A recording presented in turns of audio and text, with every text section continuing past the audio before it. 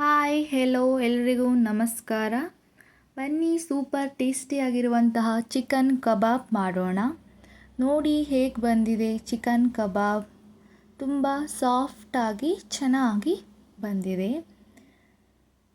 ಈಗ ಕಬಾಬ್ ಮಾಡೋದು ಹೇಗೆ ಅಂತ ನೋಡೋಣ. 1 kg ಚಿಕನ್ ಇಟ್ಕೊಂಡಿದ್ದೀನಿ. ಅದಕ್ಕೆ ನಾನು ಫಸ್ಟು ಸ್ವಲ್ಪ ಬೆಳ್ಳುಳ್ಳಿ ಮತ್ತು ಶುಂಠಿ, ಸ್ವಲ್ಪ ಹಸಿಮೆಣಸಿನ್ಕಾಯಿ, ಪುದೀನಾನ ಹಾಕೋತಿದ್ದೀನಿ. ಪುದೀನ ಇದ್ದರೆ ಹಾಕ್ಕೊಳ್ಳಿ, ಇಲ್ಲಾಂದರೆ ಬೇಡ. ಸ್ವಲ್ಪ ಮೆಣಸು, 2 ಚಕ್ಕೆ, ಲವಂಗ ಇದನ್ನು ಒಂದು ಮಿಕ್ಸಿ ಜಾರ್ಗೆ ಹಾಕಿ ರುಬ್ಕೋಬೇಕು. ಆಮೇಲೆ ಇದಕ್ಕೆ ಸ್ವಲ್ಪ ನೀರು ಹಾಕಬೇಕು, ಜಾಸ್ತಿ ನೀರು ಹಾಕಬಾರ್ದು. ಸ್ವಲ್ಪ ನೀರು ಹಾಕಿ ಇದನ್ನು ರುಬ್ಕೊಳ್ಳೋಣ. ಇವಾಗ ಕಬಾಬ್ ಪೇಸ್ಟ್ ರೆಡಿ ಮಾಡ್ಕೊಳ್ಳೋಣ. ಫಸ್ಟು ಕಾರ್ನ್ಫ್ಲವರ್ ಹಾಕ್ತಾಯಿದ್ದೀನಿ. ಕಬಾಬ್ ಪುಡಿ 2 ತೊಗೊಂಡಿದ್ದೀನಿ. 2 ಬೇಡ, 1.5 ಹಾಕಿದರೆ ಸಾಕಾಗತ್ತೆ. ಆಮೇಲೆ ಇದಕ್ಕೆ ರುಬ್ಕೊಂಡಿರುವಂತಹ ಮಸಾಲೆನ ಹಾಕೋಬೇಕು. ಇವಾಗ ಸ್ವಲ್ಪ ಕೇಸರಿ ಪುಡಿ ಹಾಕ್ತಾಯಿದ್ದೀನಿ.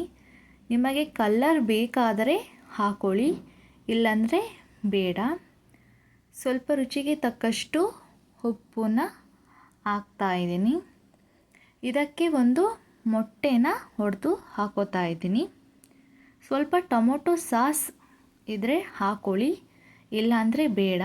ಒಂದು ಸಣ್ಣ ಟೊಮೊಟೊನ ಬೆಳ್ಳುಳ್ಳಿ ಪೇಸ್ಟ್ಗೆ ಹಾಕಿ ರುಬ್ಕೊಳ್ಳಿ.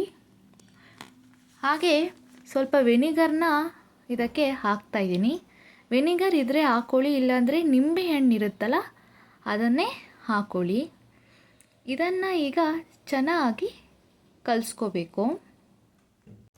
ನಾವು ಮೊದಲೇ ಚಿಕನ್ನ ಚೆನ್ನಾಗಿ ತೊಳೆದು ರೆಡಿ ಮಾಡಿ ಇಟ್ಕೊಂಡಿರಬೇಕು. ಮತ್ತು ಚಿಕನ್ನಲ್ಲಿರುವಂತಹ ನೀರನ್ನು ಚೆನ್ನಾಗಿ ಸೋರಿಸಿ ಇಟ್ಕೊಂಡಿರಬೇಕು. ಇವಾಗ ಚಿಕನ್ನ ನಾನು ಹಾಕ್ಕೊಳ್ತಾ ಇದ್ದೀನಿ.